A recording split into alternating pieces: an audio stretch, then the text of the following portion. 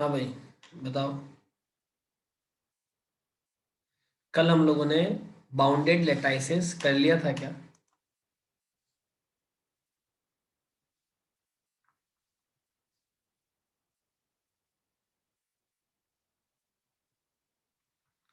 नहीं किया था।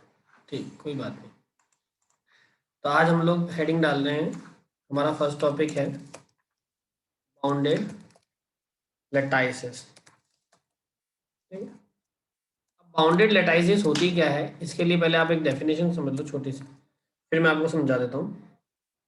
ठीक है।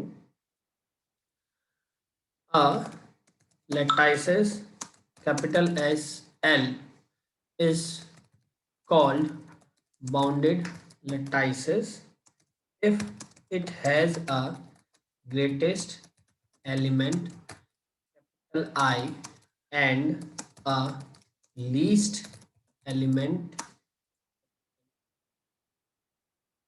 कोई भी लेटाइसिस कोई भी लेटाइसिस जो है एक बाउंडेड लेटाइसिस तब कहलाएगी जब उसका एक ग्रेटेस्ट लीस्ट एलिमेंट आई और लीस्ट एलिमेंट, मतलब ग्रेटेस्ट एलिमेंट और लीस्ट एलिमेंट दोनों प्रेजेंट होंगे।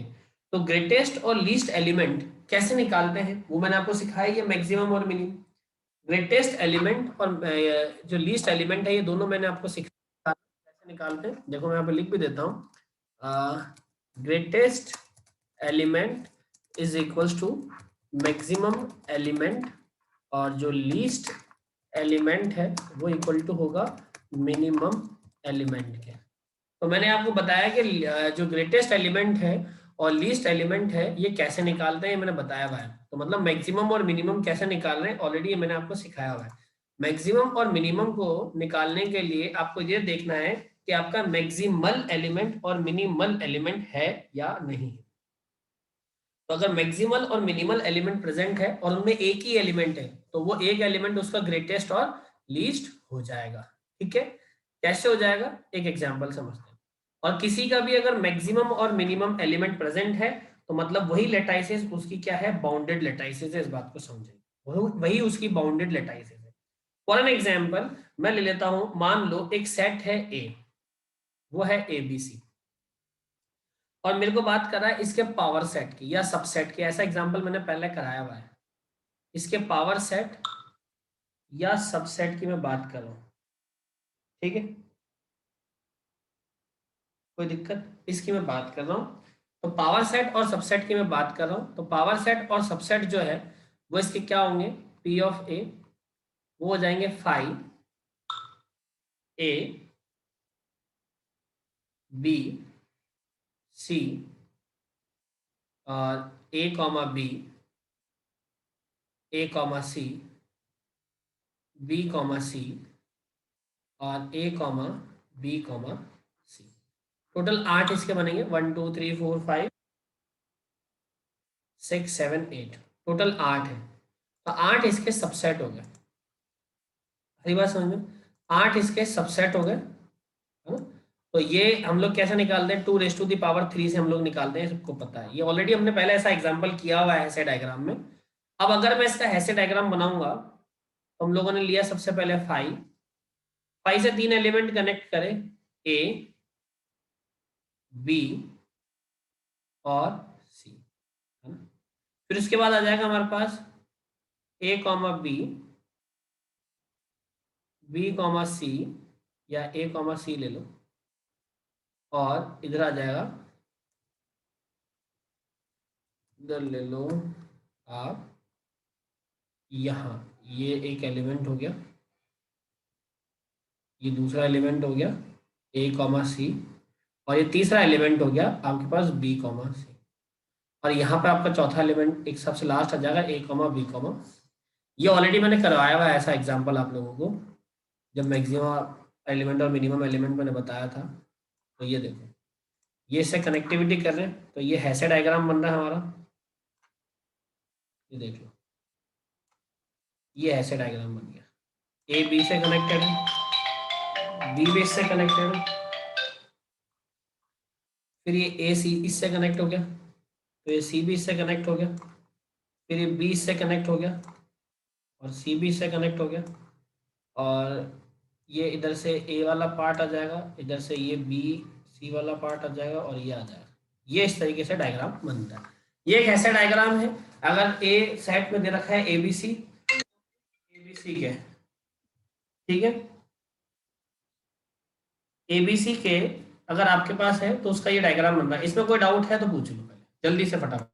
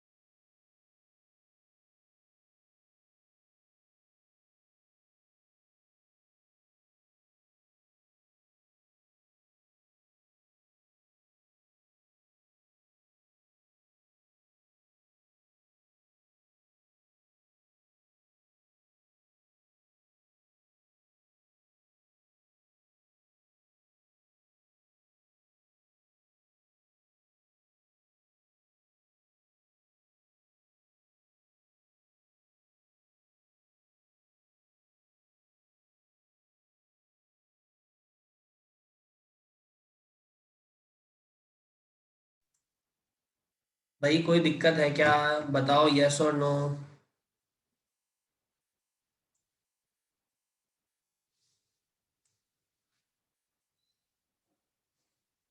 कोई दिक्कत है तो पूछ लो पहले, कोई भी प्रॉब्लम है, कोई परेशानी है तो पूछ लो। नहीं है तो सुनो, इसका जो मैक्सिमल एलिमेंट आएगा, वो मैक्सिमल क्या होता है, जिसके टॉप में कोई चाइल्ड, मतलब कुछ भी वो टॉप में कनेक्टेड नहीं है किसी से भी।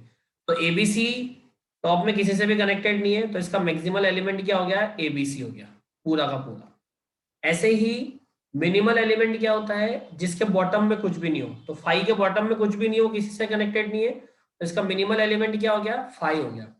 अब मिनिमल में भी एक एलिमेंट है, मैक्सिमल में भी एक एलिमेंट है, तो एक एलिमेंट है, इसका मतलब इसका जो ग्रेटेस्ट एलिमेंट है, इसका जो ग्रेटेस्ट एलिमेंट है वो कौन हो गया, एबीसी। क्यों, क्योंकि वो एक ही एलिमेंट है मैक्सिमल में। और ऐसे ही इसका जो लीस्ट एलिमेंट है वो भी एक है ना, वो है फाइव। वो क्या है, फाइव। तो अगर ग्रेटेस्ट और लीस्ट दोनों एलिमेंट आ गए हैं, दोनों इसको मिल गए, इसका मतलब ये जो क्या है, ये जो मैंने सर्कल किया है, ये जो मैंने सर्कल किया है, इसको बोलेंगे अपन बाउंडेड लेटाइसेस। इसको बोलेंगे बाउंडेड लेटाइसेस। और अगर मान लो यहाँ पे एक एलिमेंट ये है, दूसरे और भी होते हैं, तो इसका मतलब ग्रेटेस्ट एलिमेंट तो होता ही नहीं। तो ग्रेटेस्ट एलिमेंट नहीं होता तो फिर वो बाउंडेड लेटाइसिस भी नहीं होता। अभी बाउंडेड लेटाइसिस है, और क्यों है, क्योंकि उसमें ग्रेटेस्ट एलिमेंट और लीस्ट एलिमेंट दोनों प्रेजेंट है। उसमें ग्रेटेस्ट एलिमेंट और लीस्ट एलिमेंट दोनों प्रेजेंट है, इसीलिए वो जो है बाउंडेड लेटाइसिस है। इतनी बात आपको समझ में आ रही है या नहीं आ रही है, ये बताओ। इज इट क्लियर ना। ये है आपका बाउंडेड लेटाइसिस का एक टॉपिक, जो कि एक छोटा सा पार्ट है आपके सिलेबस का, जिसमें लिखा है बाउंडेड लेटाइसिस क्या होती है उसको समझाओ। तो भाई बाउंडेड लेटाइसिस ये चीज होती है। यहां तक क्लियर है, किसी को नोट करना है क्या, यस और नो, फटाफट जल्दी से बताओ, यस और नो में आंसर चाहिए।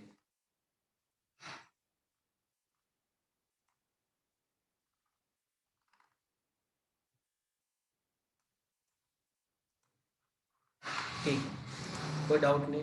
चलो अब इसको हटाते हैं। ये एक छोटा सा टॉपिक था बाउंडेड लेटाइसिस का, जो मैंने आपको समझा दिया। किसी को कुछ पूछना तो नहीं ना बाउंडेड लेटाइसिस में।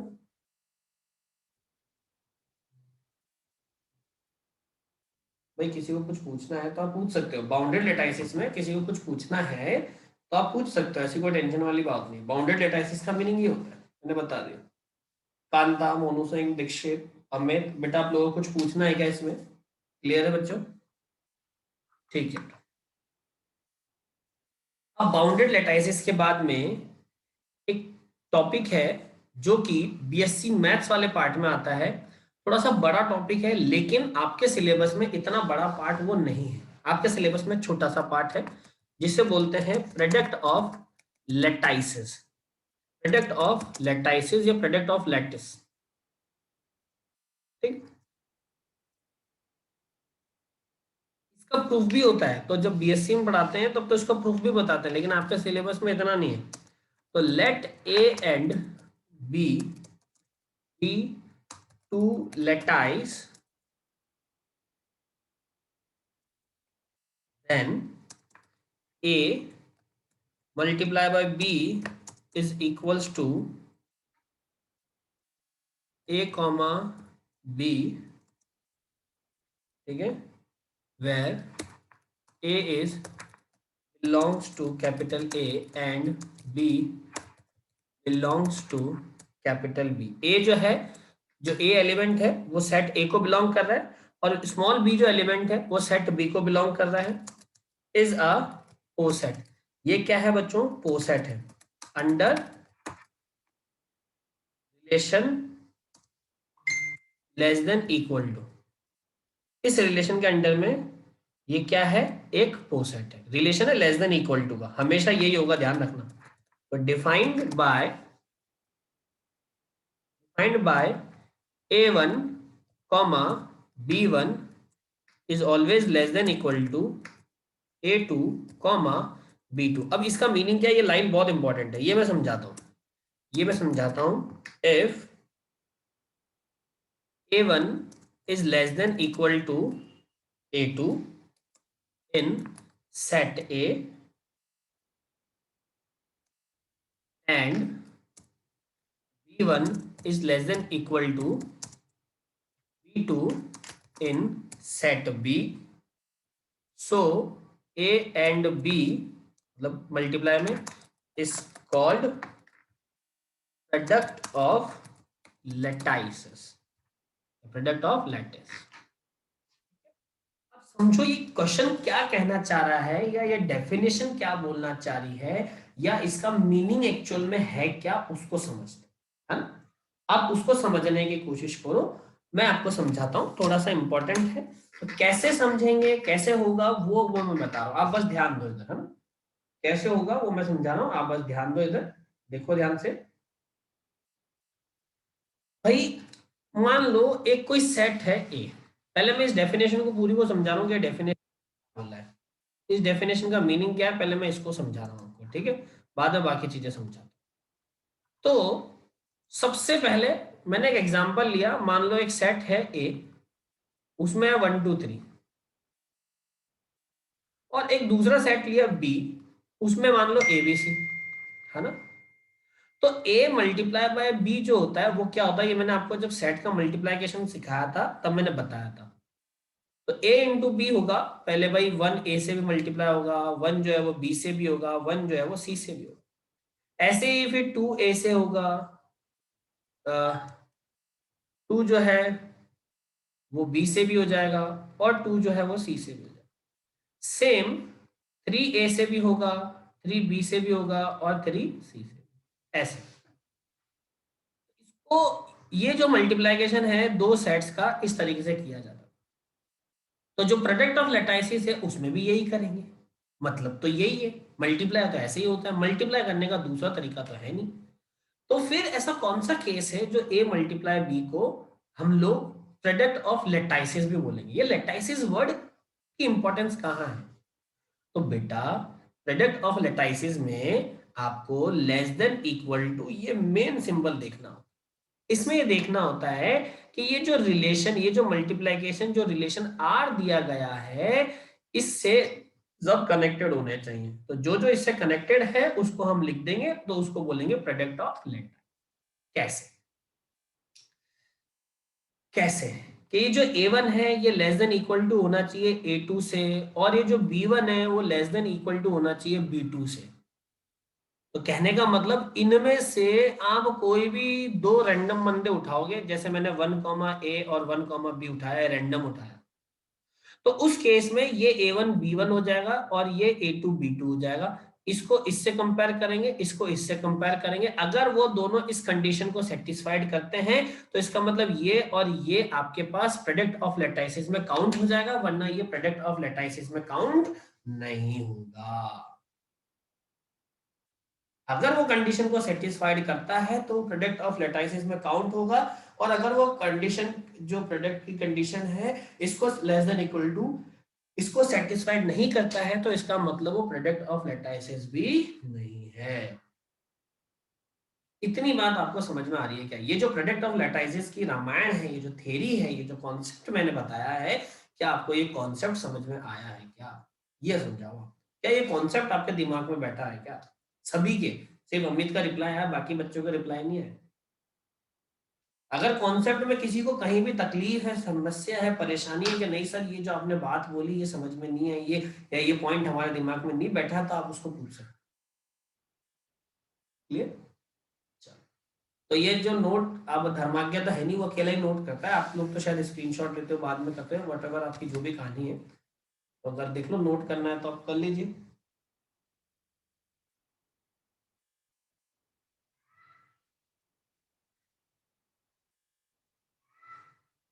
आप सभी ने ले लिया होगा स्क्रीनशॉट। चलिए अब हम लोग आगे स्टार्ट करते हैं। आगे स्टार्ट करते हैं मतलब इसका एग्जाम्पल्स को समझते हैं, एग्जाम्पल के थ्रू उसको समझने की कोशिश करते हैं कि जो प्रोडक्ट ऑफ लैटिसेस है वो कैसे होता है। तो अब इसके एग्जाम्पल को समझो, एग्जाम्पल नंबर 1। आप इस एग्जाम्पल को ध्यान से समझना, तो जो अभी मैंने समझाया है उसी के तरीके का एक एग्जाम्पल मैं ले रहा हूं। एग्जाम्पल ये है कि आप कंसीडर कर लो या अज्यूम कर लो कि L comma less than equal to, ये आपके पास गिवन है, एल बोले तो लैटिसेस और लेस देन इक्वल टू बोले तो उसकी कंडीशन, वेयर जो लैटिसेस है L1, एल जो है वो 1,2 है, तो आपको बोला है फाइंड करके बताओ L square less than equal to, ये मतलब इसका प्रोडक्ट बताओ। एल स्क्वायर बोले तो प्रोडक्ट बताओ, एल स्क्वायर का मतलब है एल मल्टीप्लाई एल, तो इसका मतलब क्या हो गया? Product of lattices. ठीक है, ये पता करके बताओ। और क्या बोला है क्वेश्चन में? ऑल्सो ड्रॉ अ हैसे डायग्राम, इसका हैसे डायग्राम भी ड्रॉ करके बताओ। तो इसका हैसे डायग्राम भी ड्रॉ कर देंगे, हमने कौन सी टेंशन पा ली, है ना? समझे? ये क्वेश्चन दिया हुआ है, इसका सॉल्यूशन समझो। यहाँ पे देखो इसने जो है एल स्क्वायर बोल दिया, एल स्क्वायर का सीधा सीधा सा मतलब हो गया प्रोडक्ट ऑफ लैटिस, और एक लैटिस दे दी इसने 1,2 की, और रिलेशन तो आपको पता ही है, प्रोडक्ट ऑफ लैटिसेस में relation less than equal to का होता है, वो इसने दे दिया है। आगे बात समझ। अब आगे समझो, जैसे जब भी मैं लैटिस को लैटिस से मल्टीप्लाई करता हूँ, तो एक लैटिस की वैल्यू 1,2 है, इसको मल्टीप्लाई करेंगे तो दूसरे टाइम पे तो उसकी वैल्यू यही रहने वाली है जो है ना, चेंज 1,2 मैंने अपनी मर्जी से नहीं लिया, वो क्वेश्चन में दिया हुआ है, क्वेश्चन में कुछ भी दिया हुआ हम उसी के अकॉर्डिंग काम करें। एल मल्टीप्लाई बाय एल क्या आने वाला है भाई? पहले 1 मल्टीप्लाई होगा 1 से, 1 मल्टीप्लाई होगा 2 से, फिर 2 मल्टीप्लाई होगा 1 से, फिर 2 मल्टीप्लाई होगा 2 से। इज इट क्लियर और नॉट? इतना समझ में आया या नहीं?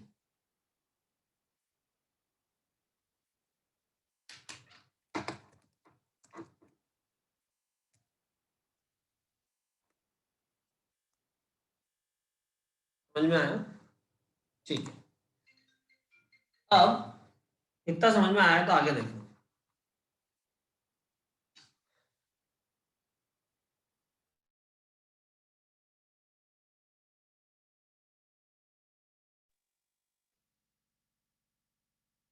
आगे हम लोग बताएं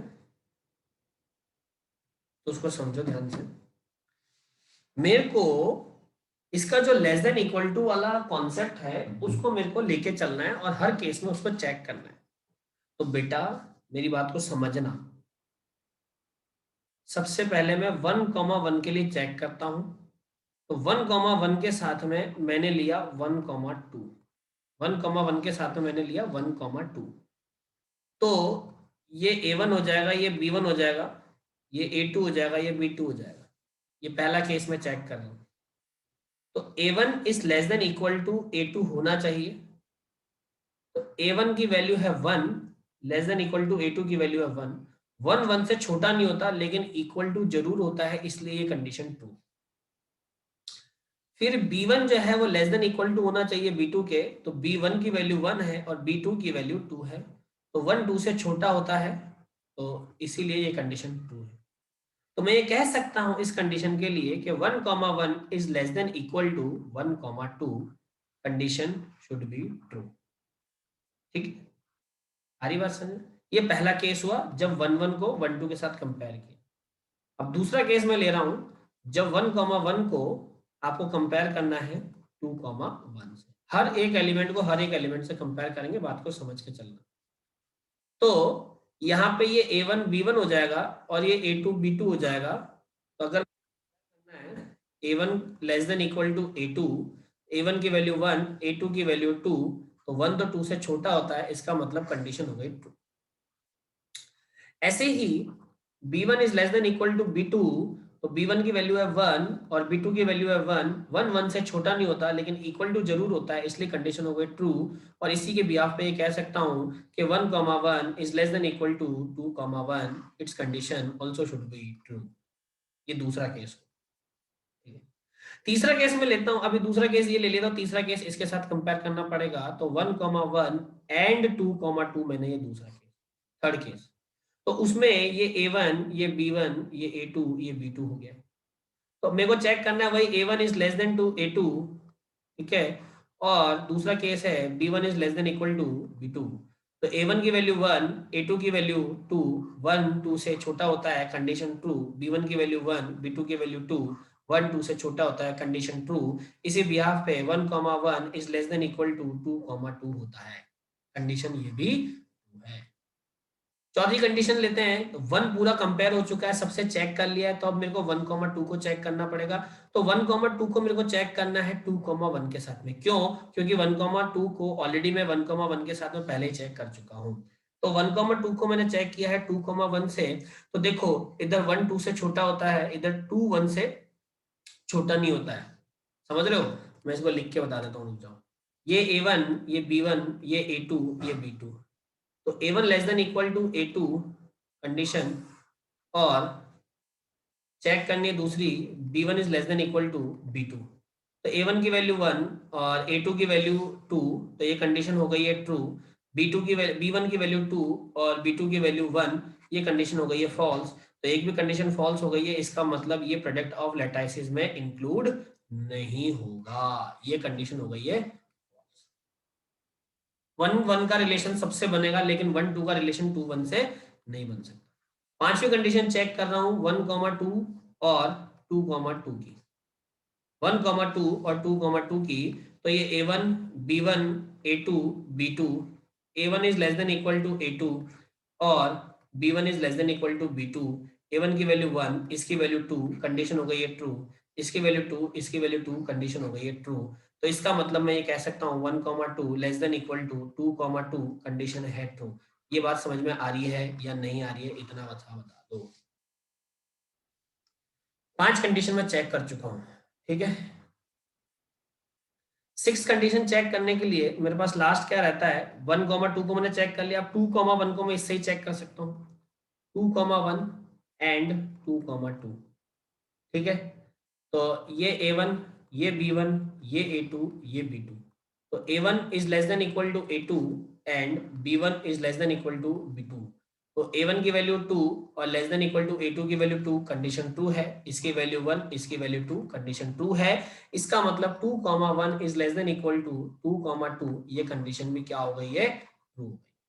तो इसके लिए जो नया लैटिस जो बना है L इंटू एल, वो क्या बन रहा है 1,1। चलो छोड़ो, मैं डायरेक्ट डायग्राम बनाता हूँ, आपको समझ में आ जाएगा।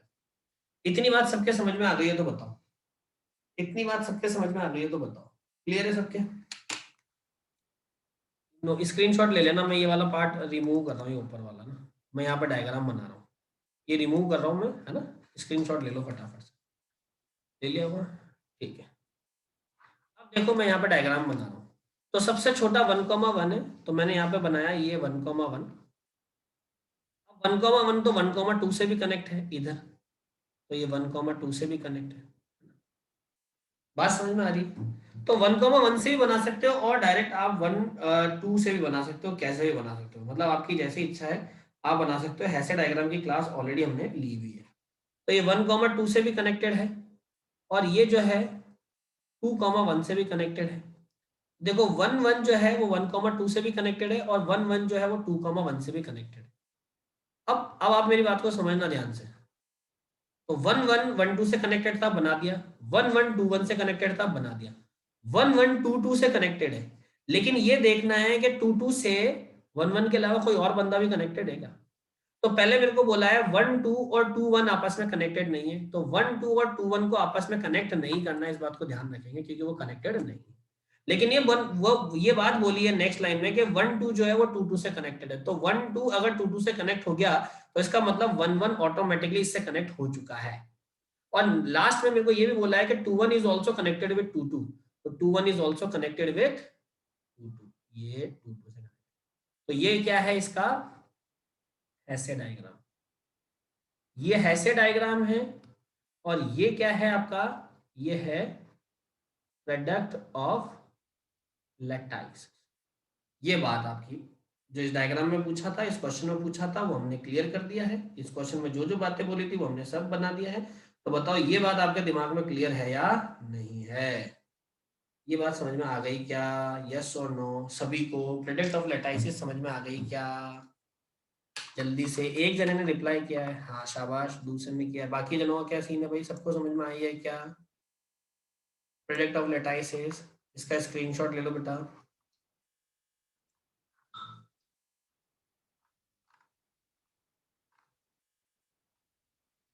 सभी को समझ में आ गई, स्क्रीनशॉट ले लिया क्या। अच्छा ठीक है, आप समझो। पहले तो मैं इसको हटा देता हूँ। हमारी क्लास वैसे भी ओवर होने वाली है, मीटिंग अभी 4 मिनट की बची है। क्लास में हालांकि हमारे 10 मिनट है, लेकिन हमारी जो मीटिंग है वो पर्सनल आईडी से, इसलिए वो 4 मिनट की बची है। पहले हम लोग एक बार सिलेबस को भी देख लेते हैं। मैं सिलेबस आपको बता देता हूँ, 1 मिनट सिर्फ मुझे दो, 1 मिनट।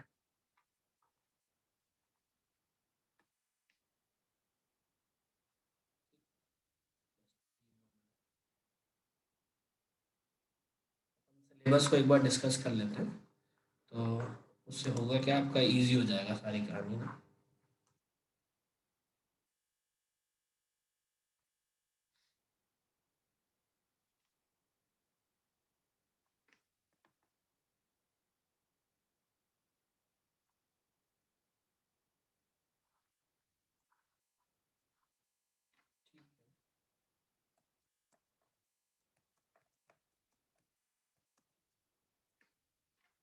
चलिए अब हम लोग इस सिलेबस को देखते हैं। तो सिलेबस में समझो, सिलेबस में आज मैंने आपको बता दिया बाउंडेड लैटाइसेस क्या होती है।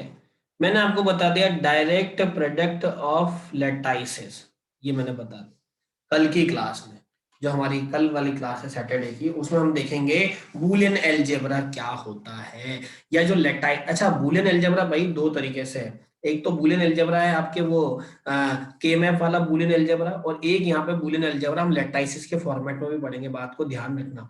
तो दोनों बातें हम लोग कर रहे हैं। तो बूलियन अलजेब्रा क्या है, कैसे करेंगे, ये हम लोग कल की क्लास में देखेंगे।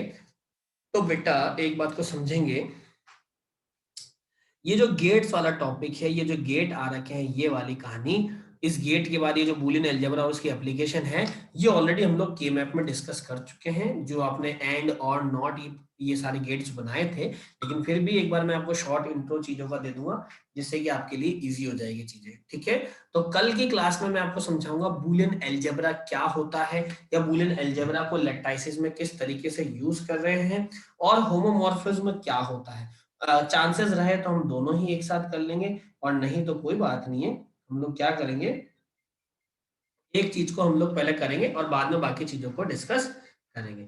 तो बताओ अभी तक अपन ने जो भी पढ़ा है, इसमें आपको कोई डाउट है या कोई परेशानी है, कोई दिक्कत है तो आप पूछ सकते हो मुझे। किसी को भी कोई डाउट है तो पहले वो क्लियर कर।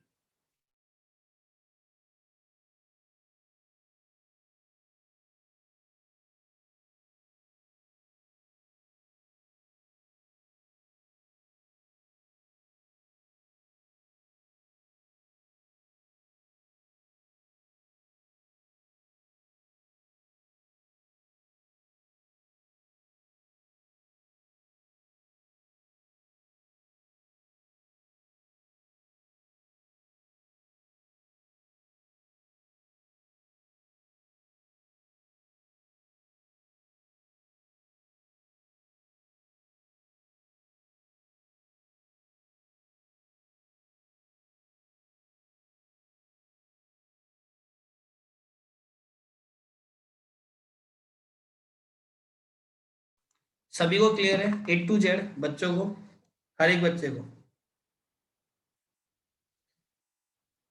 ठीक है। तो भाई ये तो एक मिनट में इसको सेव कर देता हूँ। हाँ, तो अब हम लोगों के लिए ये आज की क्लास थी, है ना? कल की क्लास में हम आगे और देखेंगे।